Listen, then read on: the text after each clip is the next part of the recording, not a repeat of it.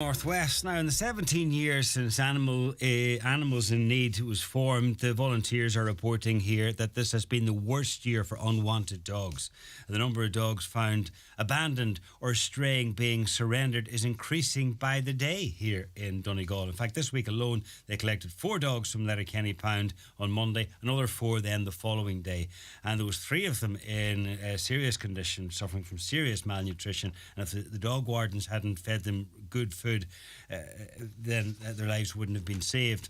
But bad as the situation is here, imagine what it's like in a war zone. So imagine what it's like for pets, dogs and cats and farm animals and zoo animals in Ukraine at the moment. Well, one man who knows is TV vet Scott Miller, because he's recently returned from Ukraine. He was working with the animal rescue charity Breaking the Chains out there.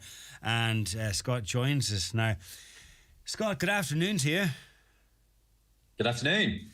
Yeah, you made it back safely, but some would say it's a bit mad to go out there looking after animals. But the situation for animals, and as I outlined, it's not just household pets, but farm animals and zoo animals. It's not good in certain places, I'd say.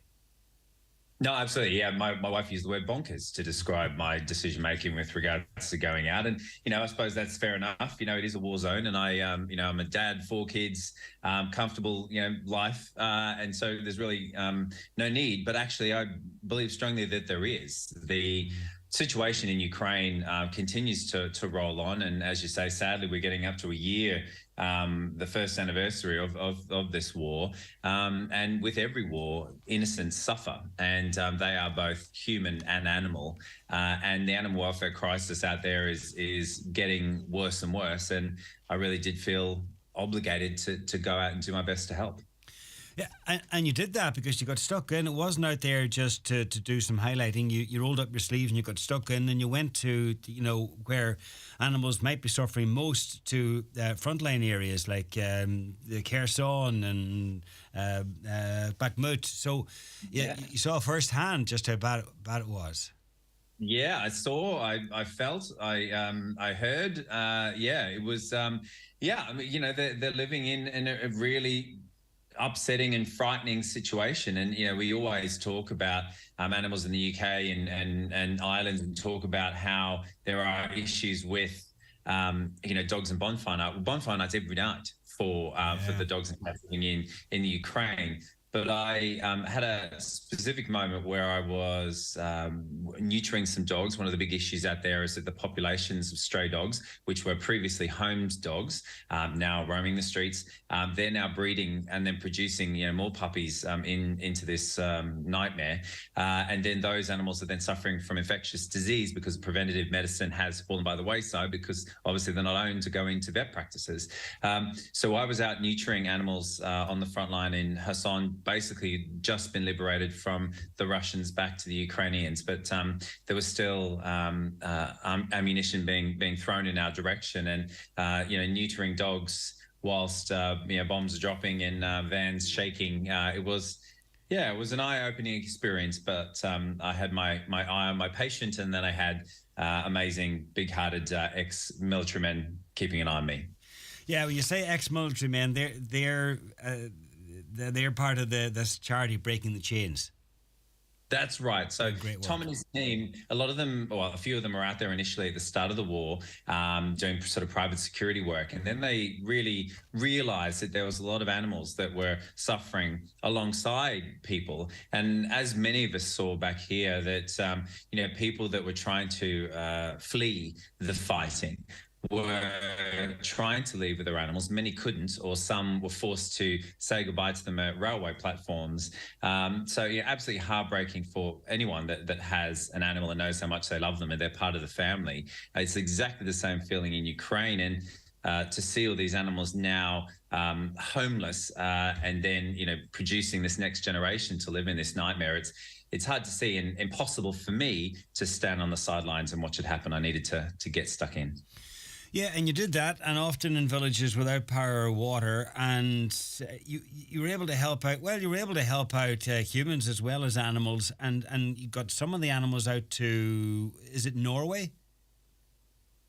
Yeah, so there was 7 animals that managed to be transported out to Denmark, which was amazing. And you're right, the Breaking the Chains is a charity not only does provide food drops to the front line, and that's within artillery range of the Russian army.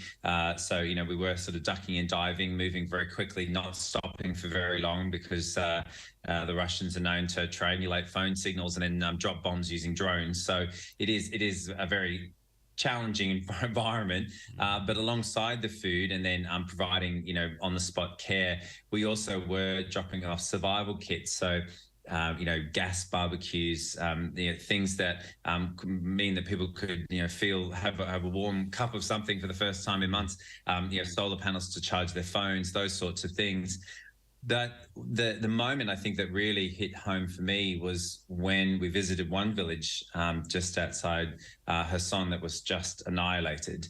And the people living there, they were living in a bunker.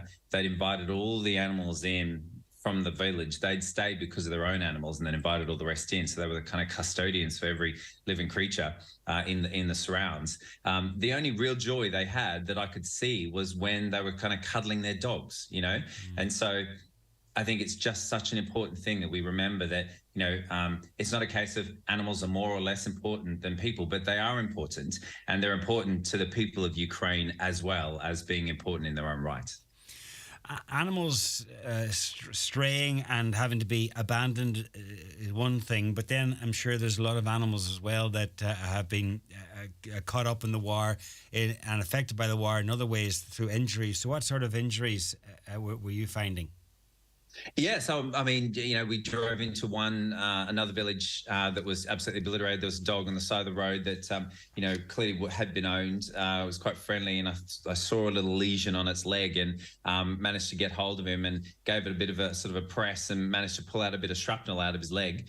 But back at the shelter, there was a number of dogs that had suffered quite significant injuries. Johnny was the main one, a Staffordshire Bull Terrier cross, now using wheels because he'd been shot in the back by a Russian soldier, was paralyzed on both back legs. He'd suffered a little injury to one of his toes, obviously can't feel it very well. That had got infected, and then when I looked at it, actually it was dislocated. So we needed to amputate it. And on the day that I was amputating it, as with many, with all of the Ukrainians, there are regular power outages. So halfway through this surgical procedure, the lights and the power goes out. So I have to finish it by torchlight. So a pretty challenging environment to work in. But he came through flying colours and was good to go.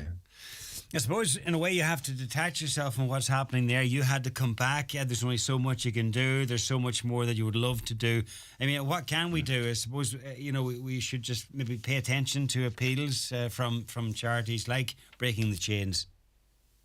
Yeah, absolutely. Or if you want to pay attention to this appeal, then I have set up a GoFundMe page. So you just go to GoFundMe as the website, and you can search for me, Dr. Scott Miller, or search for veterinary ambulance. Basically, what we need is a souped-up military-style vehicle that can be an ambulance for frontline areas, so we can then perform surgeries on neuterings or preventative medicine or emergency care to places that really need it most. But it does need to be a specialized vehicle to be able to cope with that rough terrain of a frontline war zone. So that would be, that's the option that we have ahead of us, is trying to fund for that. And then fingers crossed, if we manage to make it happen, then I'll be driving it back out, because now I've seen everything I have in the Ukraine, then I will definitely be making my way back. Okay, so it would enable you and other vets like you to be able to do your thing safely. That's right, that's right. And hopefully there's some other foolhardy vets out there that might want to do it as well. But for now, it's just me. Okay. Remind us again how we can connect with that appeal. Yeah, so it's GoFundMe, and then just search veterinary ambulance or Dr. Scott Miller, and you'll see the Breaking the Chains side. It's me wearing body armor and a helmet, holding a very cute puppy. Brilliant. Okay. All right, then. Will do. Thanks a million, Scott. Good luck with the work, and thanks for joining us. Thank you so much. Thanks for your time.